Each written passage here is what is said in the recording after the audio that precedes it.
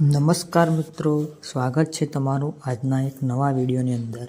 તો મિત્રો, આજના આ વિડીયોની અંદર આપણે ઇલેક્ટ્રિકલ પરીક્ષાઓને લગતા પ્રશ્નો જોવાના છીએ, જેમ કે UGVCL, PGVCL, DGVCL, MGVCL, GETCO અને વાયરમેનની પરીક્ષામાં પણ આ પ્રશ્નો તમારે ઉપયોગી થવાના છે। તો એક પછી એક છે તે બધા જ પ્રશ્નો ધ્યાનથી જોઈ લેજો, કેમ કે આવનારી પરીક્ષામાં તમને આ પ્રશ્નો છે એ ખૂબ જ ઉપયોગી થવાના છે। એટલા માટે ધ્યાનથી આ બધા પ્રશ્નો જોઈ લેજો। અને જે મિત્રોએ આ ચેનલને સબસ્ક્રાઈબ નથી કરેલી તે મિત્રોએ ચેનલને પણ જરૂર સબસ્ક્રાઈબ કરી દેજો, કેમ કે તમારા માટે દરરોજ આવા પ્રશ્નો લાવતા રહીએ છીએ। તો મિત્રો, અહીં આપણા પ્રશ્નો ચાલુ કરીશું, તો એક પછી એક પ્રશ્નો બધા જ ધ્યાનથી જોઈ લેજો। તો મિત્રો, આજે આપણો પહેલો પ્રશ્ન છે, અંડરગ્રાઉન્ડ કેબલનું લેઇંગ નીચેની કઈ રીતે કરવામાં આવે છે? A. Direct laying, B. Draw in system, C. Solid system, D. આપેલ તમામ। તો એમાં મિત્રો આપણો સાચો જવાબ આવશે D. આપેલ તમામ। તો મિત્રો, અહીં આપણો આગળનું ક્વેશ્ચન છે, જમીનમાં કેબલને ખાલી જગ્યાથી રક્ષણ આપવું જોઈએ? A. પથ્થરના લેયર, B. રેતી અને ઈંટના layer, C. Cement concrete, D. Granite. તો એમાં મિત્રો આપણો સાચો જવાબ આવશે B. રેતી અને ઈંટના લેયર। તો મિત્રો, અહીં આપણો આગળનો ક્વેશ્ચન છે, રોડ ક્રોસિંગ માટે અંડરગ્રાઉન્ડ કેબલના લેઇંગ માટે મિનિમમ કેટલી ઊંડાઈ હોવી જોઈએ? A. 1.5 metre, B. 1 metre, C. 1.90 metre, D. 0.75 metre. તો એમાં મિત્રો આપણો સાચો જવાબ આવશે B. 1 મીટર। તો મિત્રો, અહીં આપણો આગળનો ક્વેશ્ચન છે, 11 kV કેબલને જમીન લેવલથી ખાલી જગ્યા ઊંડો પાથરવો જોઈએ? A. 0.1 metre, B. 0.6 metre, C. 0.9 metre, D. 0.3 metre. તો એમાં મિત્રો આપણો સાચો જવાબ આવશે C. 0.9 મીટર। તો મિત્રો, અહીં આપણો આગળનો ક્વેશ્ચન છે, સિંગલ કેબલના અંડરગ્રાઉન્ડ લેઇંગ માટે ટ્રેન્ચની મિનિમમ પહોળાઈ કેટલી હોવી જોઈએ? A. 20 semi, B. 30 semi, C. 35 semi, D.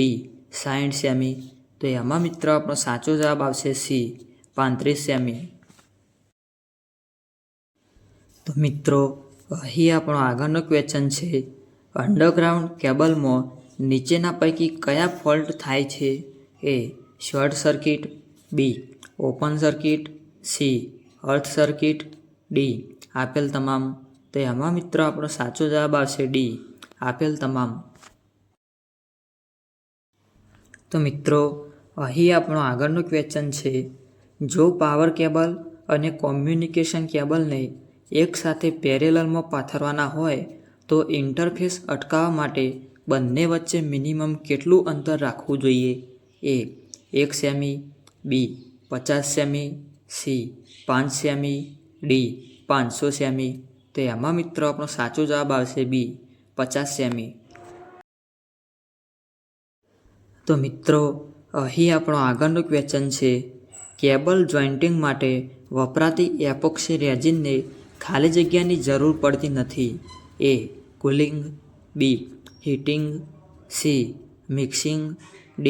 સ્ટરિંગ એટલે કે હલાવવું। તો આમાં મિત્રો આપણો સાચો જવાબ આવશે B. હીટિંગ। તો મિત્રો, અહીં આપણો આગળનો ક્વેશ્ચન છે, એપોક્સી રેઝિન જોઇન્ટ ક્યાં વપરાય છે? A. જો કેબલનું હીટિંગ જોઇન્ટ પરમિસિબલ ન હોય ત્યાં, B. ટેમ્પરરી જોઇન્ટમાં, C. હાઉસ વાયરિંગના જોઇન્ટમાં, D. ઓવરહેડ બેર કંડક્ટર લાઇનમાં। તો એમાં મિત્રો આપણો સાચો જવાબ આવશે A. જો કેબલનું હીટિંગ જોઇન્ટ પરમિસિબલ ન હોય ત્યાં। તો મિત્રો, અહીં આપણો આગળનો ક્વેશ્ચન છે, હવે મોટાભાગે ST કેબલ જોઇન્ટિંગ કે ટર્મિનેશન માટે ખાલી જગ્યા વપરાય છે? A. Epoxy resin compound kit, B. Bitumen compound kit, C. Heat shrinkable kit, D. Jelly filled compound kit. તો એમાં મિત્રો આપણો સાચો જવાબ આવશે સી, હીટ સિંકેબલ કિટ. તો મિત્રો અહીં આપણો આગળનો ક્વેશ્ચન છે, એપોક્સી રેઝિન કમ્પાઉન્ડ ખાલી જગ્યા કેબલ માટે વધારે અનુકૂળ છે? A PVC insulated cable, B mica insulated cable, C paper insulated cable, D એક પણ નહીં. તો એમાં મિત્રો આપણો સાચો જવાબ આવશે એ, પીવીસી ઇન્સ્યુલેટેડ કેબલ. તો મિત્રો અહીં આપણો આગળનો ક્વેશ્ચન છે, અંડરગ્રાઉન્ડ કેબલનો ટી જોઇન્ટ કયા કાર્ય માટે વપરાય છે?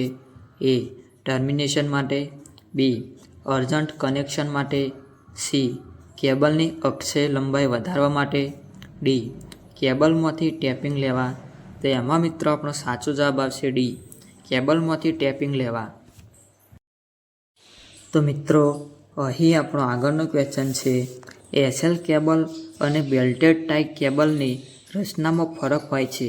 એસએલ કેબલમાં એ તેમાં ઓવરઓલ લેડ શીથ હોતી નથી, બી પ્રત્યેક કેબલની ફરતે મેટાલિક શીથ હોય છે, સી એ અને બી બંને, ડી ઉપરોક્ત પૈકી એક પણ નહીં.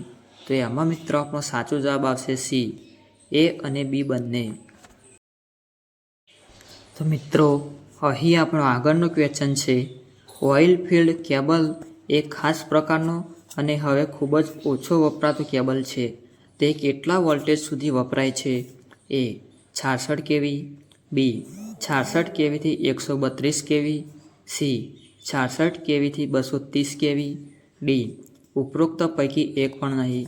તો એમાં મિત્રો આપણો સાચો જવાબ આવશે સી, 66 કેવીથી 230 કેવી. તો મિત્રો અહીં આપણો આગળનો ક્વેશ્ચન છે, 66 કેવી ઉપર કયો કેબલ વપરાય છે? A XLPE insulated cable, B oil filled cable, C gas filled cable, D આપેલ તમામ. તો એમાં મિત્રો આપણો સાચો જવાબ આવશે ડી, આપેલ તમામ. તો મિત્રો અહીં આપણો આગળનો ક્વેશ્ચન છે, નીચેના પૈકી કયા કમ્પોનન્ટનો સમાવેશ એક્ટિવ કમ્પોનન્ટમાં કરવામાં આવતો નથી? A diode, B transistor, C SCR, D inductor. તો એમાં મિત્રો આપણો સાચો જવાબ આવશે ડી, ઇન્ડક્ટર. તો મિત્રો અહીં આપણો આગળનો ક્વેશ્ચન છે, નીચેના પૈકી કયા કમ્પોનન્ટનો સમાવેશ પેસિવ કમ્પોનન્ટમાં કરવામાં આવે છે? એ ઇન્ડક્ટર, બી કેપેસિટર, સી ટ્રાન્સફોર્મર, ડી આપેલ તમામ. તો એમાં મિત્રો આપણો સાચો જવાબ આવશે ડી, આપેલ તમામ. તો મિત્રો અહીં આપણો આગળનો ક્વેશ્ચન છે, નીચેના પૈકી કયા કમ્પોનન્ટનો સમાવેશ પેસિવ કમ્પોનન્ટમાં કરવામાં આવતો નથી? A capacitor, B LED, C transformer, D resistor. તો એમાં મિત્રો આપણો સાચો જવાબ આવશે બી, એલઈડી.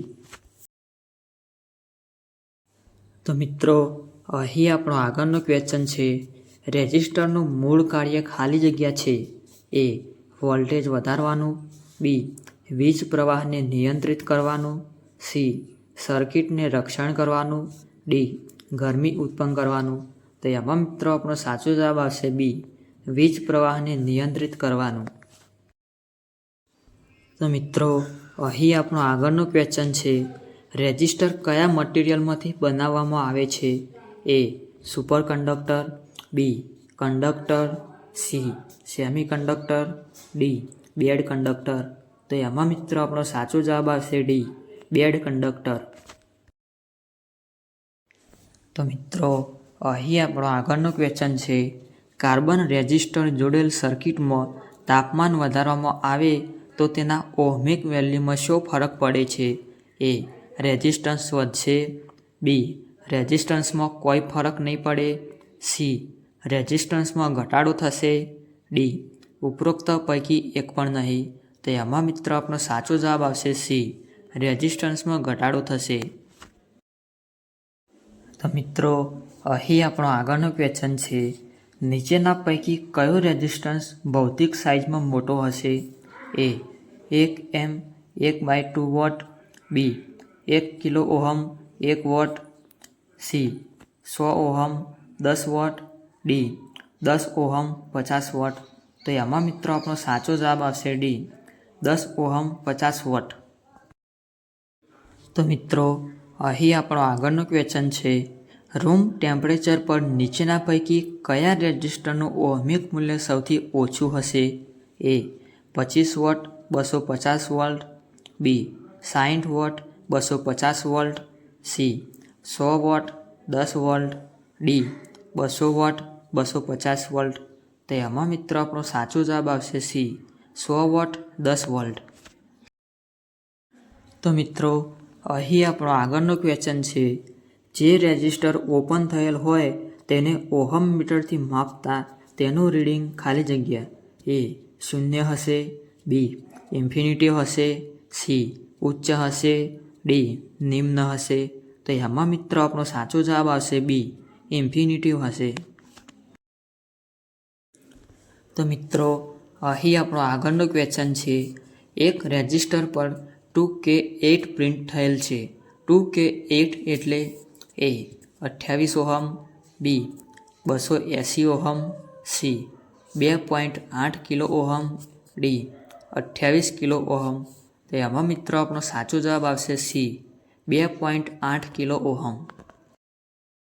તો મિત્રો અહીં આપણો આગળનો ક્વેશ્ચન છે, ઇલેક્ટ્રોનિક ફિલ્ડમાં કયા પ્રકારના રેઝિસ્ટરનો ઉપયોગ સૌથી વધારે થાય છે? A rheostat, B carbon, C wire wound, D preset. તો એમાં મિત્રો આપણો સાચો જવાબ આવશે બી કાર્બન. તો મિત્રો અહીં આપણો આગળનો ક્વેશ્ચન છે, વાયર વાઉન્ડ રેઝિસ્ટરમાં આધાર અને અવાહક તરીકે નીચેના પૈકી શું વપરાય છે? એ લાકડું, બી રબર, સી કાચ, ડી સિરામિક. તો એમાં મિત્રો આપણો સાચો જવાબ આવશે ડી સિરામિક. તો મિત્રો અહીં આપણો આગળનો ક્વેશ્ચન છે, ઇલેક્ટ્રિક ફિલ્ડમાં કયા પ્રકારના રેઝિસ્ટરનો ઉપયોગ વધારે થાય છે? A wire wound resistor, B carbon resistor, C preset resistor, D potentiometer resistor. તો એમાં મિત્રો આપણો સાચો જવાબ આવશે એ વાયર વાઉન્ડ રેઝિસ્ટર. તો મિત્રો અહીં આપણો આગળનો ક્વેશ્ચન છે, નીચેના પૈકી કયો રેઝિસ્ટર વેરિયેબલ પ્રકારનો છે?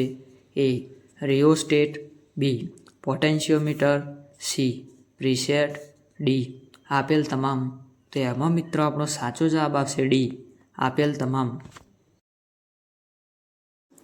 તો મિત્રો અહીં આપણો આગળનો ક્વેશ્ચન છે, નીચેના પૈકી કયું ઇન્સ્ટ્રુમેન્ટ રેઝિસ્ટરની કિંમત માપવા માટે વપરાય છે? A Wheatstone bridge, B post office box, C ohmmeter, D આપેલ તમામ. તો એમાં મિત્રો આપણો સાચો જવાબ આવશે ડી આપેલ તમામ. તો મિત્રો અહીં આપણો આગળનો ક્વેશ્ચન છે, કાર્બન રેઝિસ્ટરની બોડી પર અંકિત કરેલી ગોલ્ડન રિંગ કેટલા ટકા ટોલરન્સ દર્શાવે છે? એ 10%, બી 3%, સી 5%, ડી 20%. તો એમાં મિત્રો આપણો સાચો જવાબ આવશે સી 5%.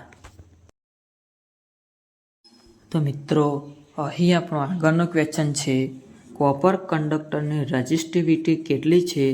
એ 1.72 × 10⁻8 ઓહમ મીટર, બી 1.72 × 10⁻10 ઓહમ મીટર, સી 1.72 × 10⁻10 ઓહમ પ્રતિ મીટર, ડી 1.72 × 10⁻14 ઓહમ મીટર.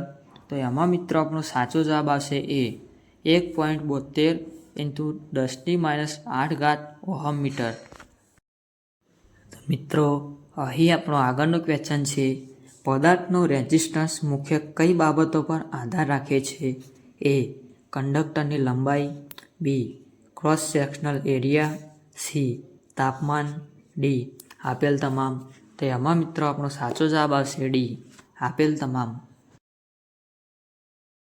તો મિત્રો અહીં આપણો આગળનો ક્વેશ્ચન છે, વાહકના અવરોધનું મૂલ્ય શોધવા માટે નીચેના પૈકી કયું સૂત્ર વપરાય છે? એ, આર બરાબર A by L B, R બરાબર rho L by A C, R બરાબર એ કે બાય એલ ડી, એક પણ નહીં. તો એમાં મિત્રો આપણો સાચો જવાબ આવશે બી, આર બરાબર રો એલ બાય એ.